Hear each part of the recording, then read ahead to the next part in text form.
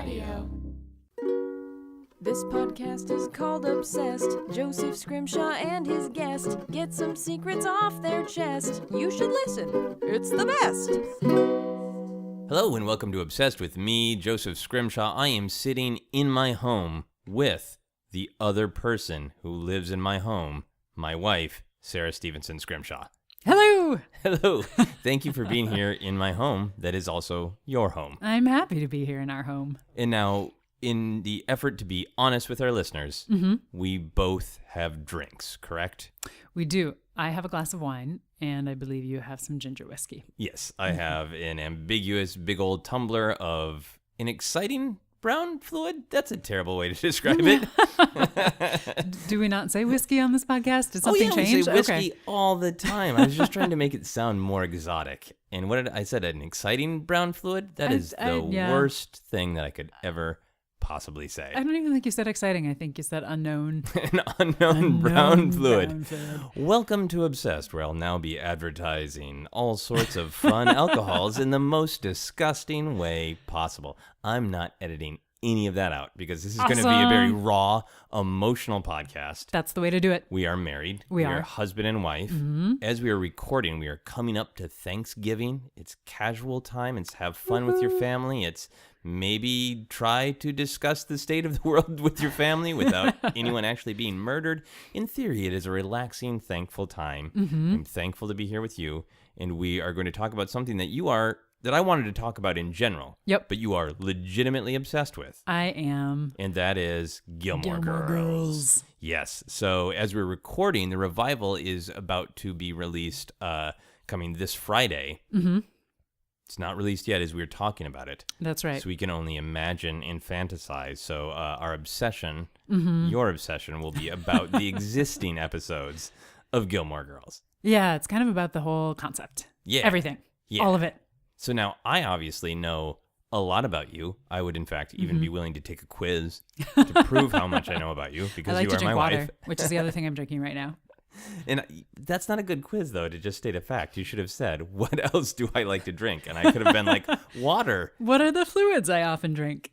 Wine, water, sometimes beer, more often whiskey, which is an exciting brown fluid. It is.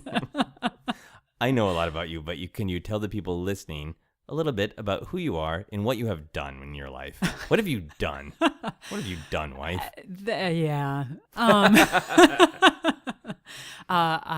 My name is Sara Scrimshaw. I am married to you, Joseph Scrimshaw. Awesome. Yes, it is awesome. My current employment, I'm going to talk about because it's going to come up. It's relevant. Woohoo! My current employment, I work for, I have fallen into the world of working for museums / historic houses / doing events. I do a lot of all of that. I also have a background as a dancer, so I tend to move a lot when I'm on podcasts, even though I try very hard not to. She is trying very hard not to get excited with her hand gestures and slap the mic, which I understand. Yep. So I'm currently holding my sweater because it's nice and cool here in Los Angeles today, and I get to wear a sweater. So I work within kind of historic homes. I currently work at a historic house and mansion in Beverly Hills called Greystone Mansion and Gardens, where I help, I'm the venue coordinator, so I help oversee rental events, but I also do a lot of other stuff. Right. And we'll get into this, but Greystone Mansion and Gardens is significant to Gilmore Girls because it is Chilton, where Rory goes to school, right? Yep. Awesome. Okay, so we'll get into that. But I want to get into Gilmore Girls, and I suspect that some people listening to the podcast will be like, fuck yeah, I love Gilmore Girls. I know everything about it, and I'm ready to yell at these people when they say something wrong. I apologize now.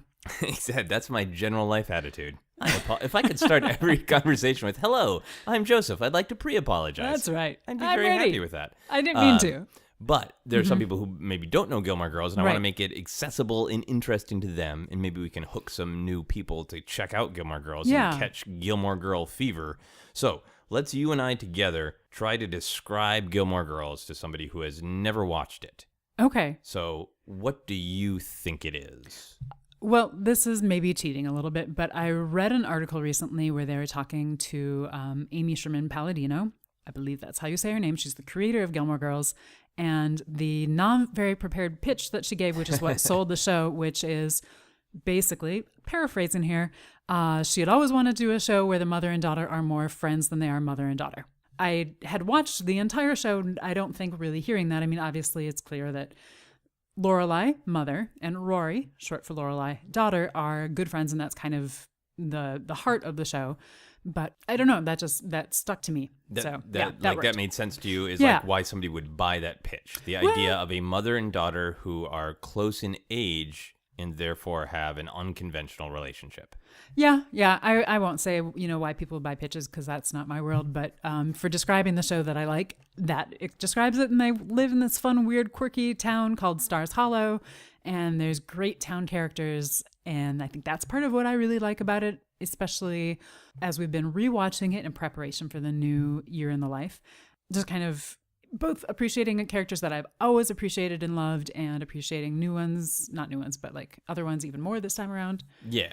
Anyway, yeah, cool. I'm getting ahead of us. Well, that's fine. But in order to explain Gilmore Girls, so yes, it is about a mother and daughter, Lorelai, and the daughter Rory, who have Lorelai had Rory at a young age, at 16. As the story starts, we're catching up with Rory when she's around the same age as Lorelai was when she got pregnant with Rory. There is the quaint little town full of weird, charming, often maybe annoying characters, up to the viewer to decide. Right. But then I think the other big piece of it is that culture dynamic of the pilot starts off with Lorelai needing money so Rory can go to a fancy school. So Lorelai goes to her parents and institutes, I'll have family dinner every Friday night with you in exchange for you paying for my kid to go to this fancy school at Chilton, aka Greystone. Yeah. And that opens up, that part of the story in the relationship with the parents opens up this huge culture clash, which is extra interesting to me right now because the parents are wealthy. They live in New England. They live in a bit of a bubble of this is the way things are done. This is the way society works. It's often played for drama. It's often played for comedy. Yeah. But I think particularly right now when we've had so many discussions in our real world about what does wealth mean? What does it mean to have different culture based on whether or not you have money? That's a huge dynamic in Gilmore Girls as well. Yeah, absolutely. And just in terms of storytelling, setting up basically weekly Friday night dinner with all of these great different relationships is, in my mind, brilliant storytelling. Yeah, it's a good pilot. Yep. It's a really good pilot hook. And then I would say, to me, the other big hook of what Gilmore Girls is just who are they dating?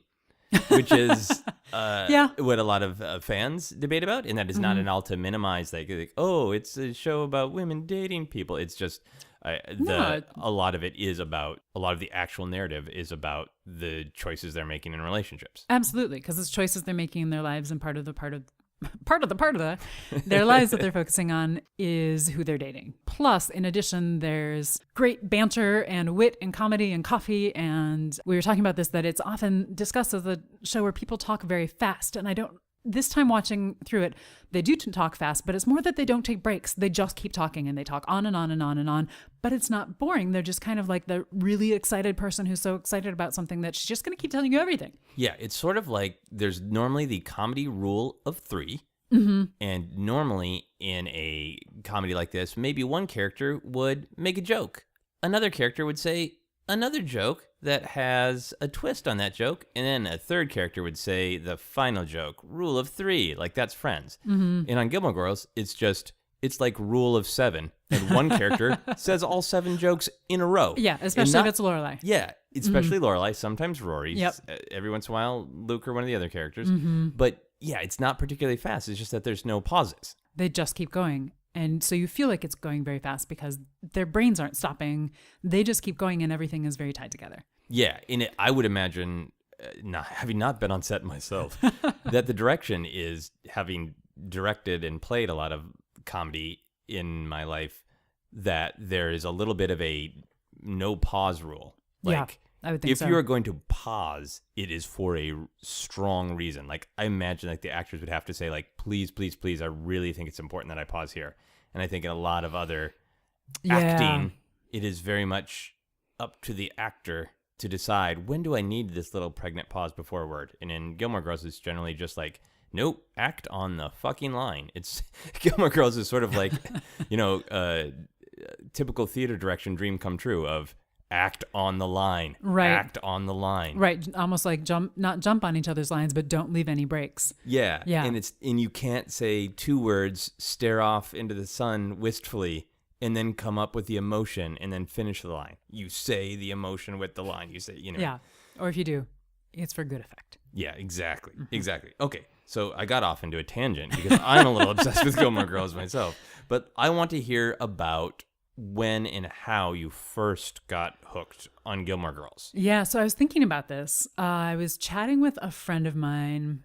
I honestly don't remember. It was already on. It isn't like I started watching it when it first came on. You don't remember the friend? Is that what you're going to say? I do remember the friend. What's your friend's name? It was my friend Aaliyah. Okay. And we were at work at that time. I worked at a different historic house museum, the James J. Hill House in St. Paul, Minnesota. Is this before or after Aaliyah was around when you and I started dating? Before. This is before. Mm-hmm. All right. So this is before you and I were dating. Yeah. So just so the listeners know, Aaliyah is very special in our relationship because she was around for one of the first times that you and I hung out.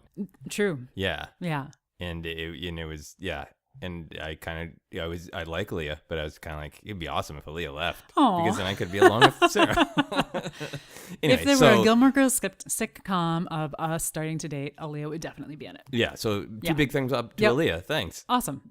So she and I were at work. We had some downtime one day, and I don't know, we just started chatting about TV shows or something, and I think she just mentioned that she'd been watching Gilmore Girls or asked if I had seen it, or I don't know. It just came up like things come up in, conversation with friends. And I think I'd flipped through it a few times on the TV, but I don't know if I'd watched an entire episode even, but I was like, I haven't, but my friend likes it. And she and I often like similar things, and I really value her taste. And so I'll try this. And so I liked it. And I'm going to say it was like 2003, 2004, somewhere around there. These are just in the savage days of you would just turn on your television and it would be being broadcast. I think that over the airwaves. Okay, this might be crazy. And like I said, apologies up front. I want to say that it was on reruns or something already. So I would just kind of catch 1 or 2 episodes whenever I could. And I think I was like, oh, this is good. So this is a place where you and I are not sure of our memories, or maybe you are and I'm not sure. Let me take a sip of my brown fluid and think. Have some brown fluid, sweetie, and let me pretend I know things. I feel like I started to watch maybe like the first season, and then at some point once we started dating, then I decided that I was going to see if you would watch it with me. And then we watched all of it together, including then catching up with where it was and watching it live as it was broadcast. Yes, I remember a very romantic moment. Once we were engaged, yeah, me too. But once we were engaged, but before we were married, when we discussed what we really liked to do in our day-to-day lives. And I said very nervously, I like to work hard during the day, and then at the end of the day, I like to watch a lot of television. And I thought I was going to hear from this woman that I had fallen in love with, like, that's not going to work for me. And I was like, oh, I'll deal with it. And you were like, me too. Yay. And I was like, fuck yes. So once we actually got married, I think I had shared some shows that I liked with you. I think we had watched maybe Twin Peaks. We had started to watch 24. And you were like, I have this show that I've seen bits and pieces of that I really want to watch all of. We would go all in with me. And I really wasn't sure about it. Because it looked stereotypically like, at the time, a kind of show I wouldn't like that was just about sort of teenage cutesy romance. And as soon as I saw the first couple episodes and saw how much clever writing there was, I was into it for the writing. I wasn't sure about the tone, but I was into it for the writing. Yeah, from what I remember, you were very uncertain about it for a while, especially, if I may share this. Go for it. We're being honest. We have fluids. I can be honest anytime. I feel like you were very uncertain about Lorelai. I think it took you a long time to like her. I seem to recall you yelling about how annoying she was frequently at the beginning. And I kept saying, like, wait, it gets better, and hoping that it actually would. And it wasn't just like a place where we disagreed. Yeah, well, now I find her fascinating. Yeah. And it might be the bias of having so many years of the most important television being about damaged men. Yeah. Around the time we were starting watching was right when I would say like Mad Men, and a couple of years before Breaking Bad even broke. Mm-hmm. But when we've been rewatching it now to build up to the Netflix show, and I've been enjoying Lorelai. Even when I'm annoyed with her, it's fascinating because Yeah. there are times in watching it this time that I feel like she is supposed to be annoying. She is supposed to be blatantly ignoring dealing with what's right in front of her Yeah. by making a string of fun and fascinating jokes. And when the first time through, I found a lot of it annoying, and now I find it like, this is cool to watch a show where the main protagonist is got some serious issues. She and does. The show and she is makes, fun and light, and but maybe she's not okay. And that's good. And she makes puns sometimes, which you're not always a fan of. And That's true. now she's more, let me put words in your mouth. Please do. Now I would say she's more like, she's your friend, and those are her quirks, and you know that, and you have accepted that she is your friend anyway, and you accept that as part of who she is. And at the time, it was like you were at those first few parties hanging out with her going, I don't know if I can handle this. It's a lot. It's a lot, Lorelai. They should have called her Lorelai. When you first watched it, what hooked you? What on an emotional level made you say, I want to watch more of this? I liked it. I think I was intrigued. It was different from other things that I was watching at the time. I was watching it when it was on, but I got to the point pretty quickly. I was like, oh, rather than like, oh, let me turn on the TV and, oh, it's Gilmore Girls, I'll watch it. Be like, oh, it's getting to the time of whatever that was when I watched Gilmore Girls, so I'll go make sure I have some food and watch it. When I was getting really into it, I was single at the time, and I don't know that had anything to do with it or not, but I could do what I wanted. And so you can still do what you want. I sure can. But I don't know. It's a different thing. Yeah, no, it is. Yeah, I think I liked the characters. Once I'd watched it enough to really understand who the characters were, Rory, Lorelai, a few of the others, then I was invested in them, and I feel like I was invested in the characters fairly quickly, not necessarily within like an episode or two, but within 3 or 4, I kind of thought, okay, I know this world. I'm interested in this world. Right. I'm not necessarily going to go out of my way because I didn't have like DVR or anything, but when I have the ability to join this world, I will go see what's up. Right. What's up? Stars Hollow. That was very loud. Sorry. But yeah, so it is a show that invites escapism because you do feel like you are a member of this weird little town. Yep.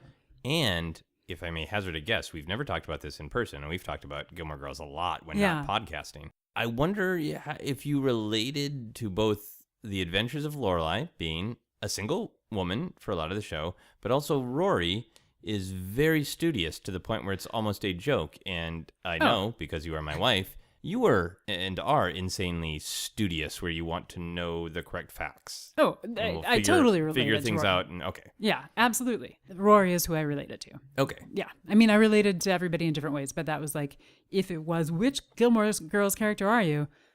I would be Rory. I would be the one who wanted to study, the one who liked school, the one who liked her friends and cared a lot about her friends also. But like that very studious aspect of her is one that resonated with me. Okay. Well, let me ask you, if you could have a drink with either Lorelai or Rory, which one would you want to have a drink with? Oh, that's such a hard question. I know, I'm cruel. Oh, meanie. Sorry, you had to hear that fight, folks. I think I'm going to say Rory, especially if it's, like of age Rory. You don't want to have a drink with 16-year-old Rory? Come on. No. Maybe a drink of tea. She would drink me under the table, coffee-wise. Either of them would. I mean, I'd be happy to have a drink with either of them. So I have to make a choice. I'm going to say Rory. Okay. So you would have a drink with 21 and up Rory. Yep. And is that because you feel like you have this deeper connection? I feel like she and I would have more to talk about. I feel like I'd be really curious what she would say. There's a little bit of a different growing period. I mean, obviously Lorelai is an adult the entire time and she changes and we all change. Yes. But I'm changing right now. But it's a different thing with Rory, and I really like where they take her as she becomes a young adult. And I don't know. I'm sorry, I don't have a better answer. No, it's okay. I'm having epiphanies about you, my wife, because I'd always thought about the studious thing, but on this rewatch, it is interesting to watch how Rory becomes more like Lorelai in that she becomes a little bit more fierce, a little bit more hyper vocal as the show goes on, but she has a little bit of a part of herself that is closed off and is private that she only shares with people who are very close to her. Yep. And I feel like that is I think true that's part of it. Yep. Absolutely. And I feel like there's that, like, do you get to know that next part of her, or Right. Yeah. Is it just a fun drink where she has a lot of interesting, astute, funny things to say? Or do you unlock like level 31 Rory down, Right. Plus, also, I feel like with Rory and there's equal odds of either of us upon arrival, not even having had a drink yet, either one of us could be the one who accidentally trips over the bar stool.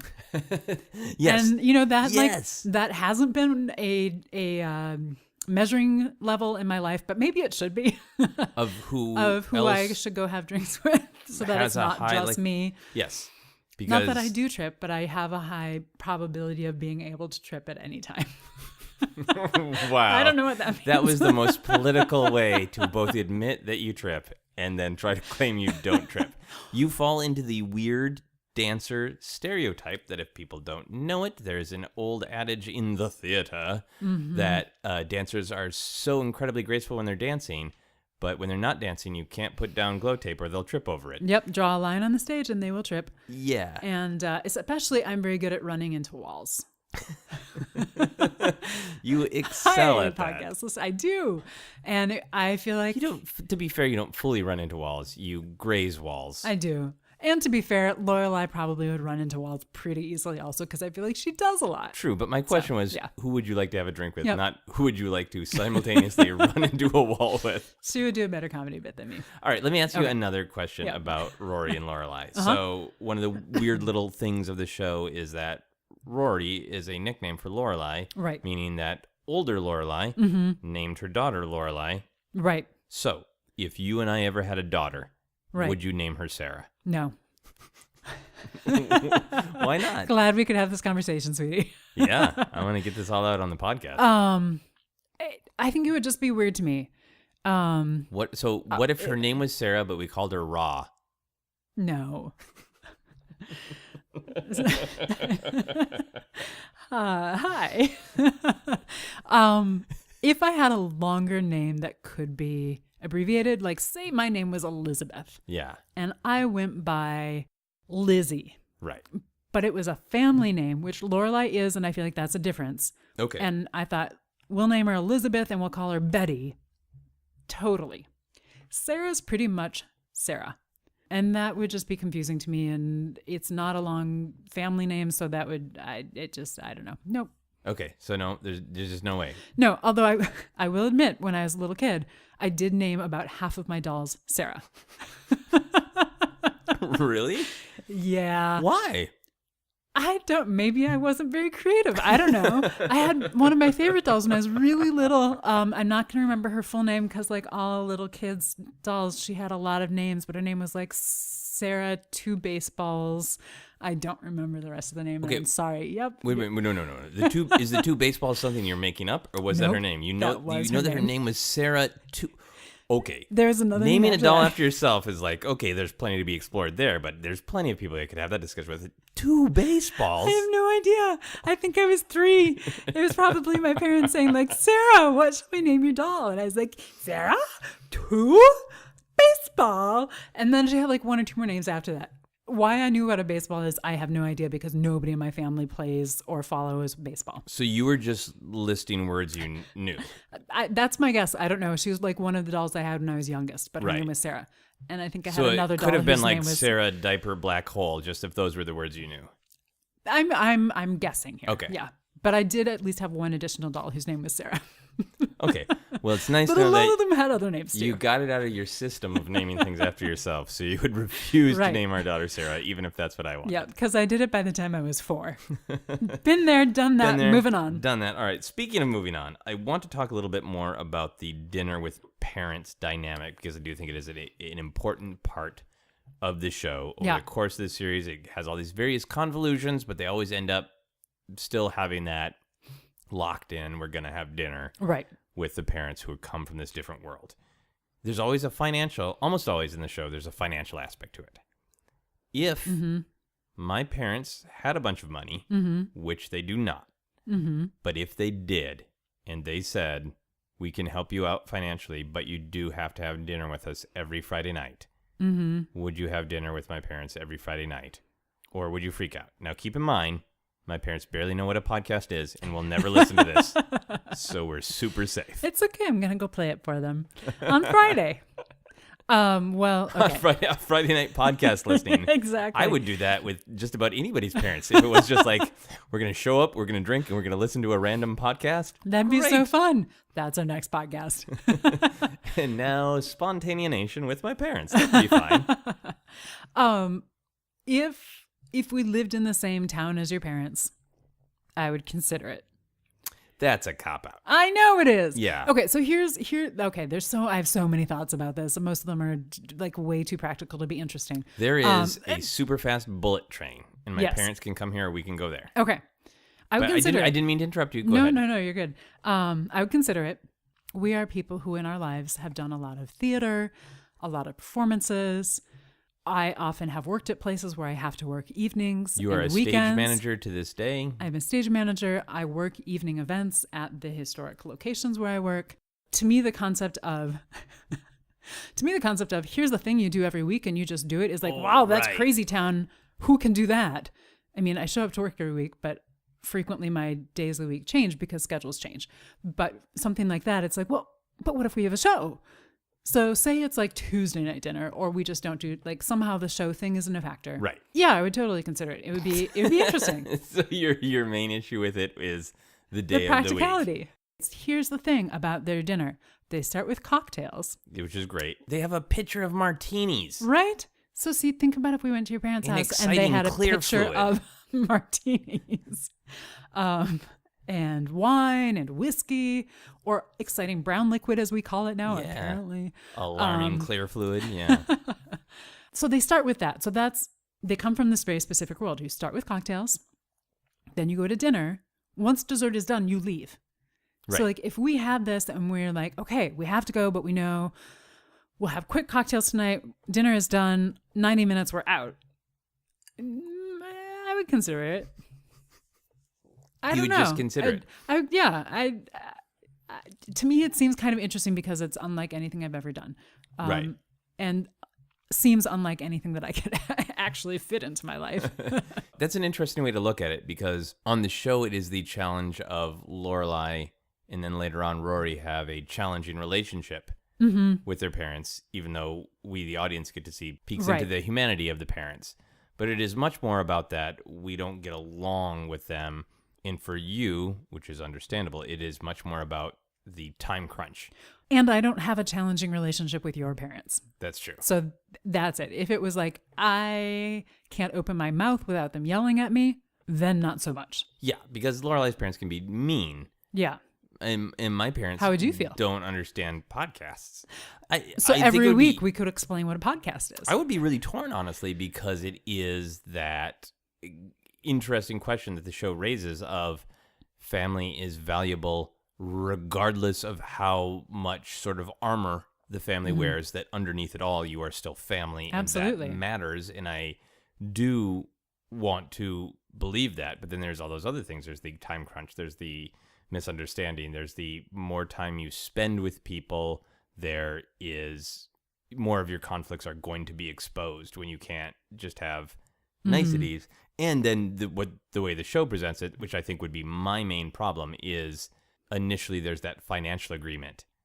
And I really, really value, if not my freedom, my illusion of freedom. And so to agree to something that I don't necessarily want to do for money would be, yeah. Yeah. And I think, if you want to boil down to like the heart of it, some of my like, committing to something every week, that's part of it, is it's like tying you down. Yeah. But, yeah, it'd be interesting.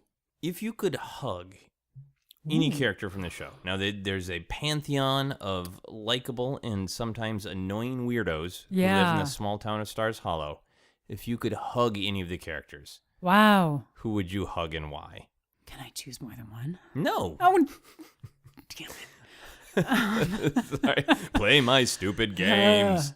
So here are the people that I've thought through so far. Lane, Miss Patty, and Luke. Okay. Were like the three that jumped to mind. Lane is one of my favorite characters. Like, so she's absolutely Rory's one of my favorite friend, characters. Rory's who friend has also the tortured relationship with her mother, who wants her to have a sort of different life than Lane wants to have. Yep, she wants her to be a very traditional Korean, or at least her mother's interpretation of traditional Korean, and then she's in a rock band. But I think ultimately it is more about I want to be friends with Lane and less that I need to hug Lane. Right. So we'll say I want to be friends with Lane. Okay. So it's like, we're gonna play friend, marry, hug, right? So Luke was gonna be just because he needs somebody to hug him and just take it. But that sounds horrible. Just take it. So I'm Luke, gonna go take with the Miss hug. Patty, because I bet Miss Patty gives awesome hugs. Okay, she's a fellow dancer. I was gonna say she is the dance instructor. Yeah, you have taught dance much the way Miss Patty has, right? To little kids. Yeah. Absolutely. Yeah. My favorite moment of teaching dance was when I had to sub a 3-year-old, 4-year-old pre-ballet class, and we didn't really know what to do. And so for the last 5 minutes, we walked around in a circle on our tippy toes with our hands overhead like we were ballerinas. And oh my gosh, it was like those kids were in their castle happy place dreamland. They were so excited. And that was one of my favorite moments teaching. So, you know. All right. Well, that's good. Miss Patty is definitely a hugger. Okay. So I'm going to go with Miss Patty. Okay. Mm-hmm. I'm just going to offer that I would hug the living shit out of Luke. See, and that fits. I was going to ask who you would hug. Yeah. Yeah. Well, because, Luke is the... Luke needs a hug. If your question was who needs a hug, he needs a hug. He is hugging Luke is so fascinating. Yeah. Because I'm sure he smells good. He wears a lot of plaid. He's warm and approachable in his physical presence. Yeah. His aura is warm and approachable, even though he gets very mad and expresses himself and says, I don't want this, I don't want that. And he's very grumpy and set in his ways. I can be very grumpy and set in my ways. Mm-hmm. So, boy, that would be just a beautiful day. If Luke and I could sit and be grumpy and set in our ways together, complain about things, and then hug, that's basically my perfect day. And you could do like you're talking about the weird kind of like half hug, half backpack. Like I could do that. You could do that with Luke because there's the whole. You trick him. It's when you pull him in. There's a scene where Rory I think gets into Yale or decides she's going to Yale. Or gets into gives Chilton, the most and he awkward gives her the hug ever. Yeah. Yeah, so like there's precedent for weird, awkward hugs, but then you could get to the point of like, you guys know how to hug. Yeah. That's perfect. He talks everything through too. So if we had like a really great talk, we were drinking beer or another exciting fluid. Coffee. And decaf. Decaf coffee. And we talked about all the things that annoyed us and we agreed and we got to have fun being grumpy yet still decent together. Yep. And then at the end is like, I'm sorry, Luke, I would really like a hug. And he would be like, all right. He totally would give you a hug. I would not force myself on Luke, but he would do it. Not. And it would be wonderful. Yeah. That's my feelings. Okay. Are you okay with me hugging Luke? I think it's perfect. Are you okay with how much I wanted to talk about it and describe it? I am, because also then I don't feel as bad that I'm not hugging Luke. Fair enough. You're busy hugging Miss Patty and being friends with Lane. All right. I think one of the biggest things that comes up with Gilmore Girls, which is fascinating to me, is which of Rory's boyfriends is best. Yeah. It is understandable because I think it is a show that does hook people when they're younger, no matter when you happen to come upon it. Yep. So it's natural to relate to Rory and think like through the process of dating and absolutely. I saw it. I had emotional reactions because it reminded me of being young, and I would have been delighted to meet someone like Rory, and I would have wanted to date someone who is charming and funny and super studious, which makes sense because I married you. So I had the emotional reaction to it. So I think it's understandable that everybody pulls to that, but also when we've been rewatching the show, just like percentage-wise, who is Rory dating is maybe 40% of the show at most. I mean, like there's a lot of screen time given to not only to Lorelai's relationship with her parents. Yep. Who is Lorelai dating? Yeah. There is a ton of screen time to just what screwy shit is going on in Stars Hollow. Oh yeah. That I forget about of like every episode. There are episodes where there's not just like A plot is Rory, B plot is Lorelai, and then there's C, D, E, and F are Stars Hollow screwing around. Yeah. So just percentage of time. Yeah. We only spend that much time, but still. Yeah. Yeah. So, all right. So you got 3 main boyfriends. Yeah. There's Can you Dean. tell how excited I am to answer this question. There's Jess. Yep. And there's Logan. Yep. I'm full of whiskey, and at the risk of being too Gilmore Girls splainy, Yep. I'll break them down really quick. Okay. Dean is her first boyfriend. Yep, which is very important. She's Yeah. very shy. So that like first kiss, first boy like that we're aware of that she likes in this way. Right. Mm-hmm. His character wanders in its interpretation. It does. But he is a solid meat and potatoes guy who He is. not great with his emotions, but No. really unflinchingly loves Rory to death. Yep, he's very loyal. Yep. And I'll bring this up because it's a thing that I know you had issue with the first time we watched it, and maybe the second time. So he starts by talking to Rory about the books that she's reading when he transfers to her school from Chicago or somewhere near Chicago. They kind of de-intellectualize Dean. Yes. The But first he time we starts meet out, Dean, he's he's talking talking about Moby Dick, I think is what they're talking about. And maybe. Yeah, their meet cute is over books. Yeah. And then apparently the Flash comes and changes the timeline so that Dean turns into a meat and potatoes guy. And that's who he is for most of it. Yep. And then in comes Jess, Yep. the Bad boy. rebel bad boy. And he usurps some of the qualities that Dean had in the pilot of being super into books and Right. reading. Right. Because Rory is super into books and reading, so that's an important thing for A connection point. a connection. Yeah. So he is super snarky, super difficult, Mm-hmm. also super loves Rory. Only person in town he likes or is even willing to be even remotely friendly to. Mm-hmm. Also not good about discussing his feelings or emotions. No, but I'm starting to think that goes for almost everyone on Gilmore Girls. Yeah. Yeah, pretty much. Yeah.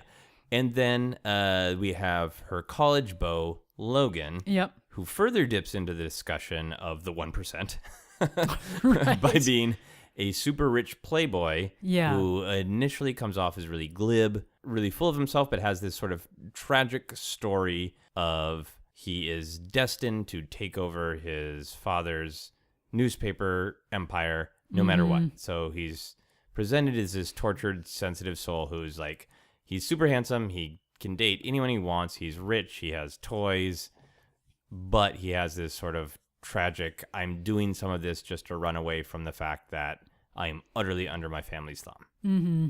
So Yeah. that's my little pitch of who the 3 are. Uh-huh. Are you team Dean? Are you team Jess? Are you team Logan? I am rolling my eyes with not wanting to answer this question. That's what team I'm on. As we were discussing them, I'm just going to put this in there. Okay. I don't think I am team Dean, but one thing that Dean has going for him, he starts by being nice to Rory, and the other 2 start by making fun of her. That's true. Which is, not really the way, even though we always make jokes about it, that's not the way to show respect to somebody that you like. Even Yes. if it's not somebody that they like up front, like Logan didn't know her, but still, he makes fun of her. He makes fun of her friend because her friend does not have money. Yes. So, Dean I'm is putting meat that first. cute, and the other 2 are meat jerks. Yeah, they're meat snark, Meat snark. or at least Jess is. Yeah. Okay, in this rewatch, full disclosure, we have not finished rewatching season 7, and I don't remember everything that happens.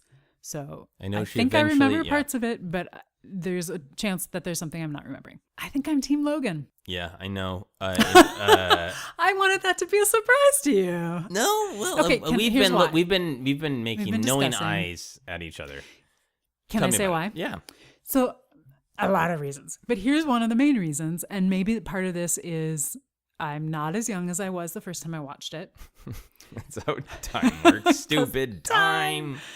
At a few key points when Rory really needs someone there for her. Logan is there for her. He does whatever drop that means. everything. Maybe it's not the way other people would be there for her, but when she had to, something happened with Lorelai, and Rory needed to get home as soon as possible. Logan was like, "Here, take my car with the driver. They're yours." Right. And like in his soul, he's a really good person. Like just wants to be a good person. And I love their connection, but I feel like they're better as former sweethearts who are now good friends and get each other. Yeah. But I like that relationship for them. Like, I like the relationship that they have now where they sometimes see each other, truly care about each other. Maybe are sometimes not the nicest to each other. But yeah, this time around, I'm Team Logan. I think this is a fascinating, if you sat almost anyone down at almost any age and showed them like the significant episodes with Dean, Jess, and Logan, I feel like people have an emotional reaction based on A, their own life experiences, which always happens, so no surprise there, but B, on how well they're written and executed. Yeah. Because I think people respond a lot to Jess, and a lot of people are Team Jess because he's well written, he's funny, he's well acted. Yeah. They respond to those, both the emotional things and then like the sort of not the actual, put yourself in the mind of the world of the show, who is truly best for Rory, where does Rory have the most fulfilling relationship? Right. And to me, I agree with you, my wife, that I feel like if I went to a Gilmore Girls convention, I would be physically assaulted for saying I'm Team Logan. I'm probably going to get a hateful email. But yeah, I feel like he also benefits from, he's on the show longer. He's her most adult relationship. He is. When she gets back together with Dean, it's in awkward circumstances. Yeah. I'm not anti any of them. I feel the need to say that. I like all of them. Absolutely. Yeah. But yeah. I will share, and then we will move on. As you remember, or maybe you don't, I lost my shit when Jess first came into it because they introduced Dean as being the book-loving guy. Yeah. And then they retconned him into being a big doof, and then Jess was the book guy. Yeah. And then she went to Jess. I was like, but you had a book guy. Yeah. And as a book guy, I lost my shit. Yeah. And at the time, So I was already very related. Team Jess. And I was not very understanding of where you were coming from. one of our first squabbles is a married couple. Yeah. A married cuppy. Cuppy? What The are we? fuck's a cuppy? I don't know. Some more brown fluid, sweetie. Hey guys, it's Sarah Meyer, co-producer of this podcast, and this week I'm in Santa Monica trying to find out how people on the street feel about Gilmore Girls. Or the Gilmore Girls? I don't know. Have you ever seen the show Gilmore Girls?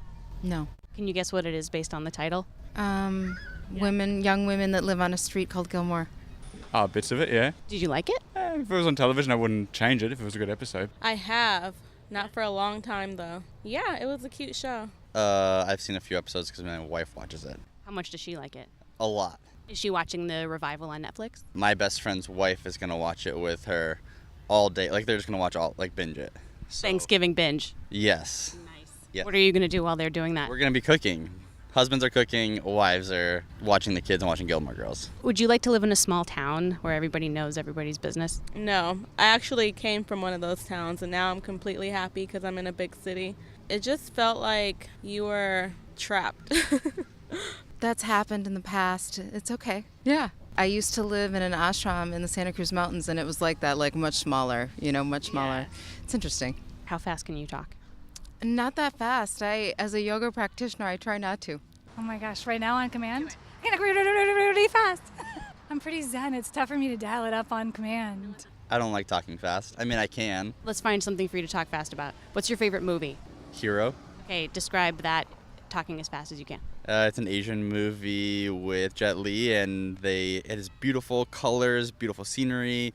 I can't speak faster than that. Yeah, I would talk faster normally, along with the accent. Like, your waitresses can't understand Coca-Cola. When I order a Coke, I have to almost Google it for them. Or I have to say Pepsi, and they'll go, no, we don't have Pepsi, we have Coke. Yeah, that's what I want, Coke. Would you have dinner with your parents every Friday if they asked you to? No, my mom's crazy. Nope. What if they paid you? Nope. Nope. Not at all. No. Maybe one Friday a month. What if they paid you? Oh, yeah. Once a week? For sure. I love my parents, so, I mean, yeah, I would. Without the pay, I guess. I'll do it for the love. We're going to move on to our How Obsessed Are You questions. Woohoo! Are you ready? I'm ready. All right, here we go. Do you think about Gilmore Girls every day? Right now, absolutely. Yeah. In the intervening years between when it first aired and we first watched it versus when it came back to being on Netflix again, I did not think about it every day. What would make you think about it? If in a time where we are not watching it, what kind of event or moment would have to happen in your life to make Gilmore Girls pop into your head? Well, and it's going to be different now having rewatched it because it's more firmly in my head and in a different way. Anytime people talk about weird small town stuff, like I love all the crazy holidays, coffee. So really every morning when I drink coffee, there's so many things now that would make me, I think my rewatching it, definitely in preparation for the new season coming out, but I think that has re-upped my obsession with it, that it is truly, it will be a long time before I stop thinking about it. Right. And then there's the whole element of Greystone being the shooting location for Chilton, which is the school that the grandparents give money for Rory to go to, and it's in almost the credits. It's like, and there is all the credits. It's in the credits, and there's an intimate level of knowledge. Like there's a shot from the pilot where Lorelai hugs Rory and she steps on a loose stone. And when we watched it this time, you're like, they've fixed that stone. Yeah. Yeah. It was so that's really like fun an to intimate see. level of knowledge for a weird, fanciful TV show that's set in a imaginary place, for you to have that sort of physical knowledge, physical presence of some of the scenes being like, yes, that is where I work every day. Yeah, absolutely. But I feel like I already had that level of obsession within me even after I worked at Greystone, but before I knew that Greystone was one of the filming locations, because I worked there for months without knowing it. Oh, you didn't know you were at Chilton? No. That's right. Because it had been a while, and one of the rangers, was mentioning like, oh, back when Gilmore Girls was on, because we get a lot of people coming to Greystone because it's been used in a lot of movies and TV shows, so we get people coming at various times based on what's just come out, coming for this, to visit, this location, because we're a public park, so you can visit. It's not like it's somebody's private home. And one of the park rangers was mentioning, oh, we used to get a lot of people for Gilmore Girls back when that was on. I was like, what? Did you use a sort of cute demon voice like that? What? I'm pretty sure I did. I probably lost it right then and there. I was like, how did I not know this? What? And And then spoiler alert for the show that's coming out on Friday, except it's in the credits, so it's not a spoiler. When Netflix decided to make A Year in the Life, I don't know if I'm getting ahead of us here. No, that's fine. The Gilmore Girls revival. Yes. The Gilmore Girls revival that's coming up. It had been announced. It's not like I had any insider knowledge. I don't deal with the filming there, but I heard that they were coming back, and that one of the reasons they were coming back is because it was one of the most binge-watched shows that Netflix has ever had. Wow. And so they felt like, yep, we've definitely got an audience for it. And it is so fun because I've since then heard it in other places. Or the other day I had a lovely couple, I believe from Germany, we'll say they were German, who had walked around and were trying to figure out where to get the best Gilmore Girls photo.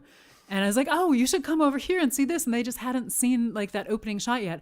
And it was like I made their entire trip to the United States. She was so excited. And it was so fun because I knew and understood that. Yeah. Because I still like when I watch the credits, when they run down the hallway of Greystone in season 3, which they didn't actually film as much at Greystone because they were mainly in the studio, but they had to make it look like Greystone. Ha ha. But they run down the actual hallway in the credits, and it just makes me happy every day. Yeah. Yeah. It's so really by fun. Every day, clearly I think about it a lot. They run really close to the bathroom that I've used, and that makes me feel happy. Mm-hmm. Next question. Yep, so you think about Gilmore Girls every day, sometimes depending on how much we've been watching it, depending on the other factors. Have you ever had a dream about Gilmore Girls? Ooh, not that I remember. Okay. But gosh, I'd like to have one. Well, let's make that a goal tonight. Okay, yeah. When you and I go to sleep tonight, I'm going to whisper, Gilmore Girls, Gilmore Girls, Gilmore Girls, Gilmore Girls, Gilmore Girls. That might just be scary. But yeah, I'll see what I can do. I'm going to try to make little suggestions throughout the course of our evening so you have a dream about me hugging Luke. That would be awesome. All right, next question. Would you get a Gilmore Girls tattoo? If I were to get a tattoo, I would consider it. I would definitely consider it. Really? Because I feel like there's a lot of things in Gilmore Girls that are more like they're bigger than just Gilmore Girls. Something that maybe is inspired by Gilmore Girls, but is also inspirational to the rest of life. Like I wouldn't get like the Luke's coffee sign or something. Because that's a Okay. little too specific. And that's just Right. not me, like something that specific to a specific thing. But if you could find something that connects to a larger idea that's presented by the show. Yeah, like like Rory's stuffed animal in the first season. I think is it a rooster? Oh yeah, I don't remember. But when people are sending me emails to yell at me for Yeah. being Team Logan, feel free to let me know. Include this also. You can yell at me too. Like something like that, like the importance of small things in your life that are they seem small but they're also big. Like something like that Yeah. along those lines. Yeah. Or I don't know if I could think of like the right book spine or something. Yeah. Yeah. So I would say influenced by Gilmore Girls. Okay, so you'd get a tattoo that evokes the larger idea that maybe people Yep. wouldn't recognize it immediately, but you know it's from Gilmore Girls and it connects to this larger idea. Yep, but I'm not getting like Alexis Bledl's face tattooed on my shoulder. How Sorry, would sweetie. you feel? Now, on this rewatch, we noticed Mm-hmm. because there had been a clown crisis here in America. Where Yes. creepy clowns were popping up. And as we were watching, Oh. there's some horrible fucking clown pillow that is in the background for at least the first 4 seasons. I think Yeah. the clown is finally gone I think now. it is. But how would you feel if I got a tattoo? No. All right, that's a good answer. We'll move on to the next question. If the only way you could watch Gilmore Girls was by stealing the complete Blu-ray set from Walmart, would you steal it? No. I would just have to write out each Gilmore Girls episode longhand and try to remember what happened. Would you get people to act it out for you? Maybe. So you really wouldn't steal it from the big evil corporation that is Walmart? No. No, it's just Sorry. you're just not a stealer. No. You don't have to apologize. You don't have to apologize to me for not being a thief. I thought I married a thief, damn it. It's fine. All right.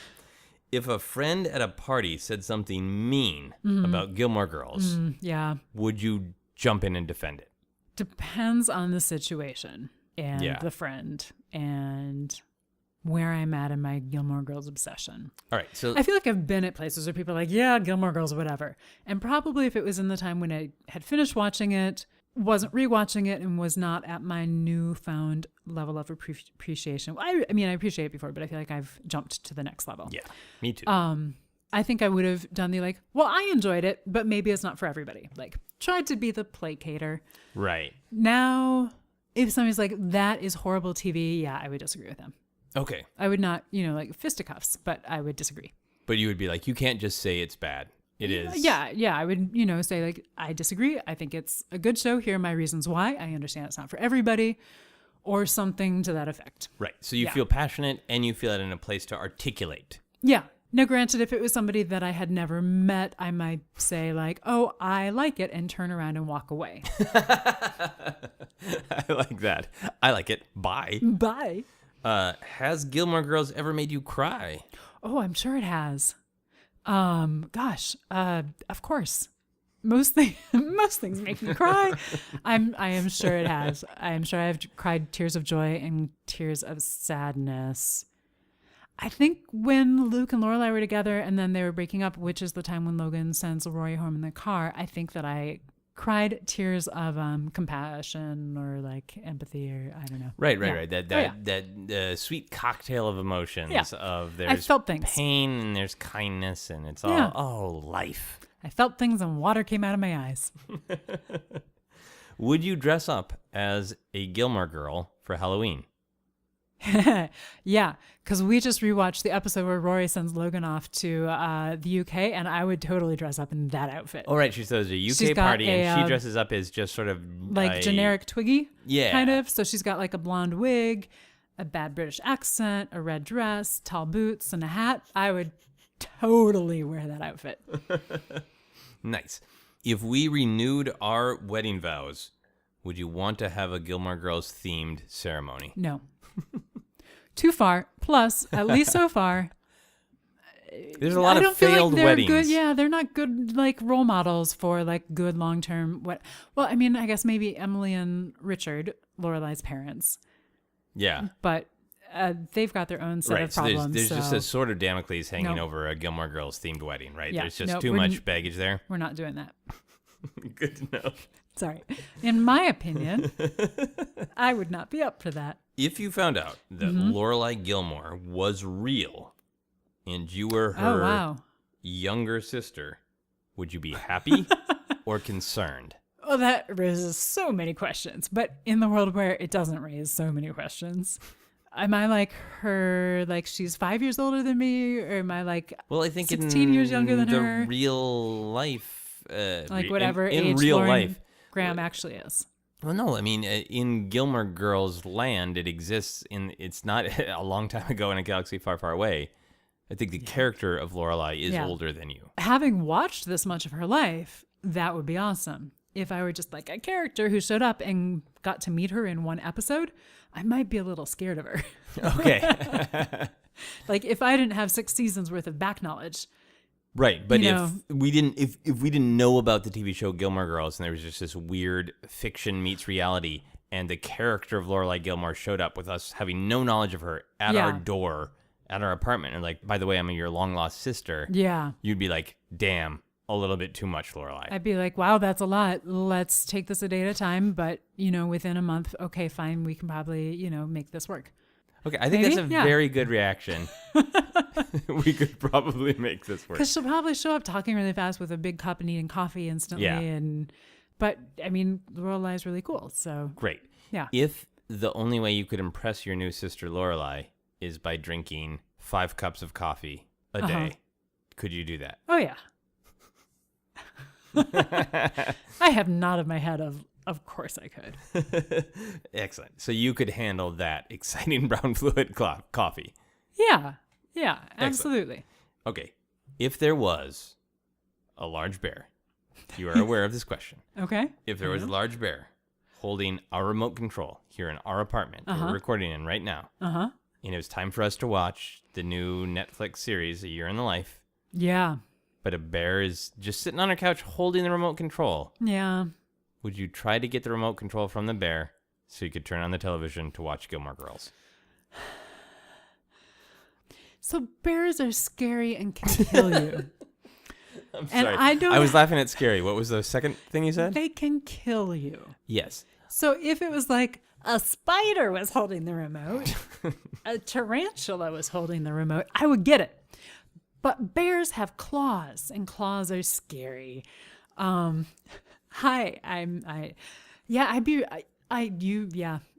here's the thing. What? I would go turn it manually on our TV. Can we still do that? No, there are no buttons on our television. I would go watch it on my computer in the bedroom. Our television is basically the 21st century giving us the finger. There are no other alternatives. We must get the remote control from the bear. We'd go watch it on the computer in the bedroom. And I'd go stick a little bit of honey out on the tree outside of our apartment so the bear would crawl out the window. All right. And then we could go in. So I would problem solve it, but I'm not going to get killed to watch Gilmore Girls. All right, so you don't just freak out and yell. You make Gilmore Girls a priority, and you problem solve it. Yep. That's what I needed to hear. That's what I needed to know in my heart. We've got honey in the cupboard. I can take care of it. We got it done. All right. Yep. The final how obsessed question are you? I ask this of everyone. I know it's borderline. It's always a borderline question, but I don't care because I feel like it is true. It gets to something honest. Always. If you could not watch Gilmore Girls without you or someone you love first being punched in the crotch, would you still watch Gilmore Girls?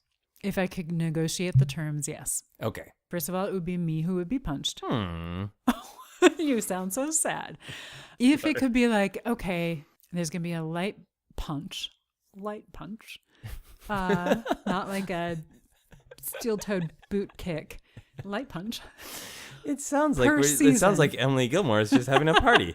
There'll be a light punch to the crotch. It's kind of accurate, actually. Like, that's actually pretty accurate. Like, there are a lot of light emotional punches to the crotch in Gilmore Girls. Silk gloves on iron. That's her. Yeah. So it's like silk gloves on iron. Yeah. So, here's your light punch. You can watch the next season. I'm good for that.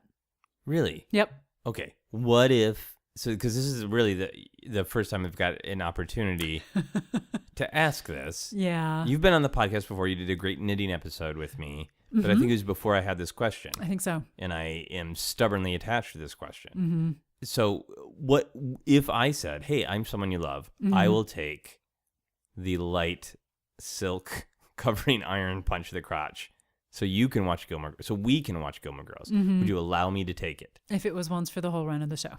What if I had to take one every time Rory had a new boyfriend? So I had to take a Dean punch, a Jess punch, a Logan punch, and then who knows what will happen in this new Netflix show. What about when Dean comes back? I think that's a flick. Okay. That's like just a little flick to the left testicle. I would have a discussion with you. I guess what I'm saying is I want to take the punch. Well, if so you want to you be can watch punched, Gilmore. I'm not going to take away your punches.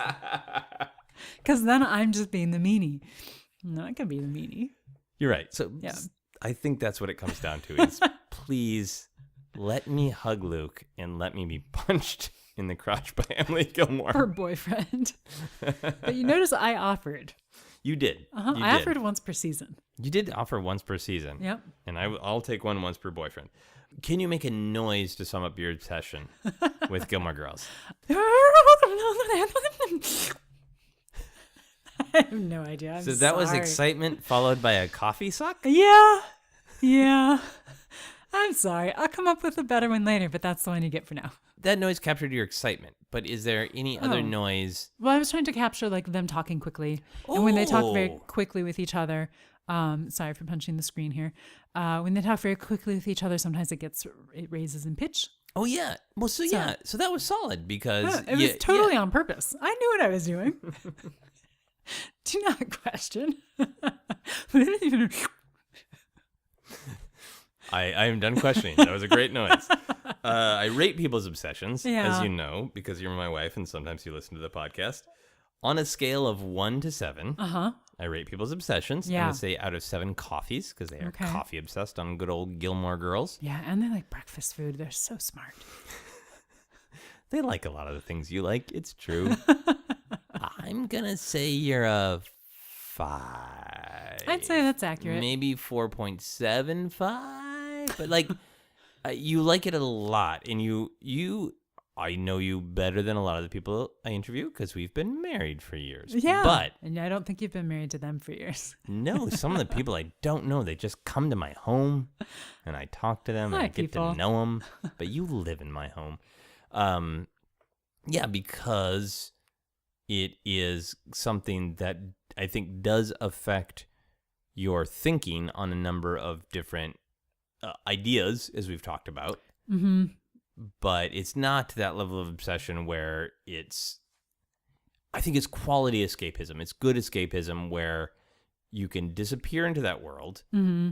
You can use it to run away from real life, but not in necessarily a negative way. Yeah. But then there are plenty of ideas that attach back to real life.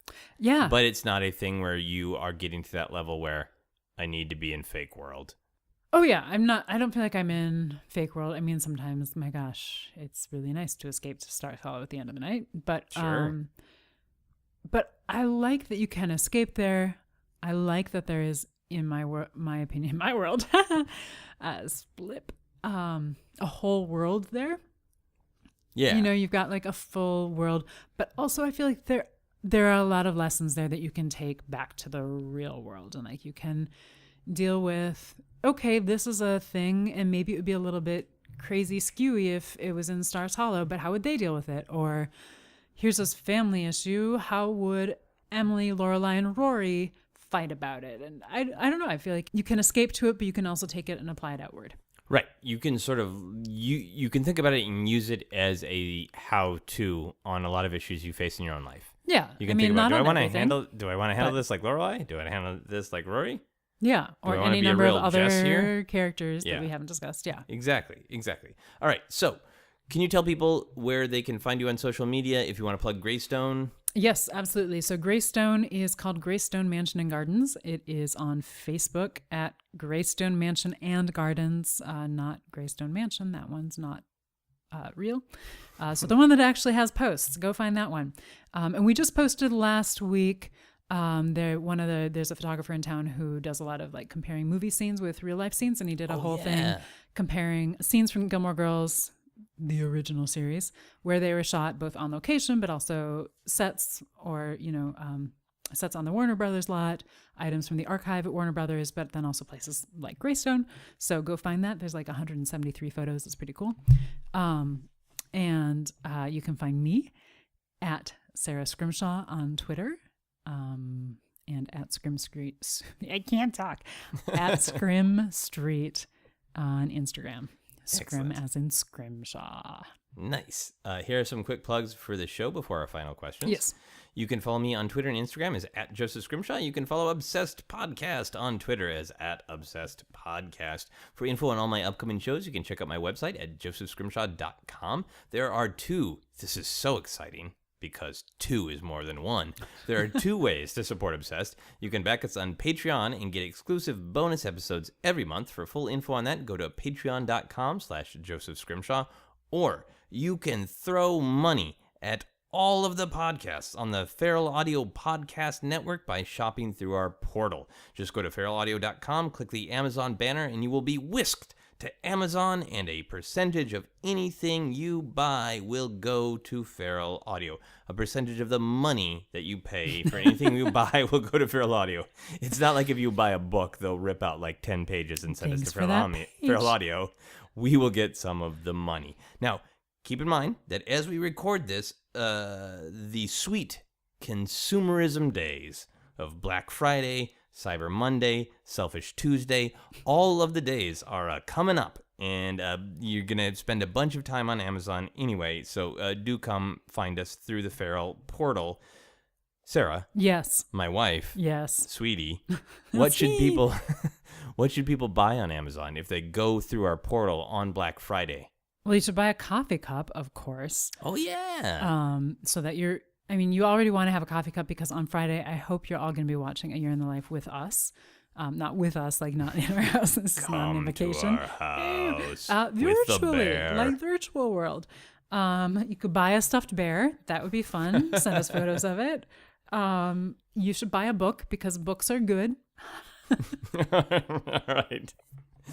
I think that covers it. Yeah. I think that's good. Okay. Right, you should buy a pen because why not? Then you can write your own book. Buy a pen and a blank book. Yep. And write your Gilmore Girls fan fiction. That's right. But also buy a real book. Support authors. They're nice people. Most of them. All right. Before you have any more ellipses where you add something else, let's move on to our final questions. Uh-huh. If you were a Thanksgiving side dish, what side dish would you be? Sorry, I got far too excited. Oh, well, okay. So I've been thinking a lot about Thanksgiving dishes today and yesterday. Have. So this is, so I'm kind of torn. There's so many different things to be. Talk through your process. So my initial thought, because this is the thing I'm currently trying to figure out, is some sort of like creamed corn or cheesy Brussels sprouts. Ooh, cheesy Brussels sprouts. Yeah, we might be having that for Thanksgiving. All right, listeners. why are you a cheesy Brussels sprouts? Because I like Brussels sprouts because it's good. Brussels sprouts are they hearty? Yeah, they're green. They're green. They're good for you. I'm good for you. You're good for me. I didn't know we were supposed to be that specific about why we're a thing. If that's the way we're doing it, then I am the dinner roll. You're a dinner roll. I like to do yoga, and sometimes I curl up in a ball on the floor, and then I stretch really far, and it's like the dough rising. So I'm a dinner roll. All right. Okay. Fair enough. Or I'm your tangy cocktail. Tangy? Yeah, because don't you want like cranberries in your Thanksgiving cocktail or something to make it tangy pre-dinner? Late for dinner you have wine, but pre-dinner maybe you have like a tangy cocktail. All right. I'm fine with that. Sure. I'll take any cocktail on Thanksgiving. All right. So you're you're a dinner roll followed by a cocktail. Vice versa. Your cocktail followed by a dinner roll? I don't know. You're a dinner roll dipped into a cocktail. I think we're done with this question. If you could have a cornucopia overflowing with anything, like cornucopias are wont to do, they are. What would you want your cornucopia to be overflowing with? Is this like a food or a thing in life? Anything. Wow. If you had a weird horn that just produced something, what would you want it to produce? Happiness for everybody around me. That's fair. Or, I was you thinking know. of a physical object. Okay. But you tricked me. It can be. So I like squash. So my first thought was squash. So squash and happiness for everyone. everybody. Some pens for the people who didn't take my advice earlier and buy one on Amazon or at your local stationery store. I like this strange monster cornucopia. And maybe some whiskey to go in those tangy drinks with cranberries. All right. So the cornucopia produces happiness, squash, pens to write a novel, and whiskey explicitly to be mixed with tangy. Oh, no. Whiskey can be drunk anyway. Okay, fine. This is a great segue to our final question. The final question for everyone on the podcast. Yeah. My wife, what is happiness? Happiness is watching the sunset with somebody you love. Aw, that is very nice. I am not in any way going to poke or prod or criticize my wife telling me what is happiness. Sunset with someone you love is pretty awesome. Thank you so much for talking to me about Gilmore Girls and really eating into the time where we could just be watching Gilmore Girls. Absolutely. Let's go watch some Gilmore Girls. Absolutely. Thank you very much. That is our podcast. You've been listening to Obsessed. Joseph Scrimshaw and his guest shared some stories with the rest. Rate 5 stars if you're impressed. So, the theme song to Gilmore Girls, do you remember how it goes? Yeah, except right now I am stuck with the theme song to Friends stuck in my head as well. So it goes, I'll be there for you. Where you lead, I will follow. Choo choo, which is my favorite part. Because I get to choo-choo like a train. It's not my favorite part. There's also that you get cold. Somebody gets cold. I will follow. Yeah. Sometimes you sing like the Bee Gees to it. It's awesome.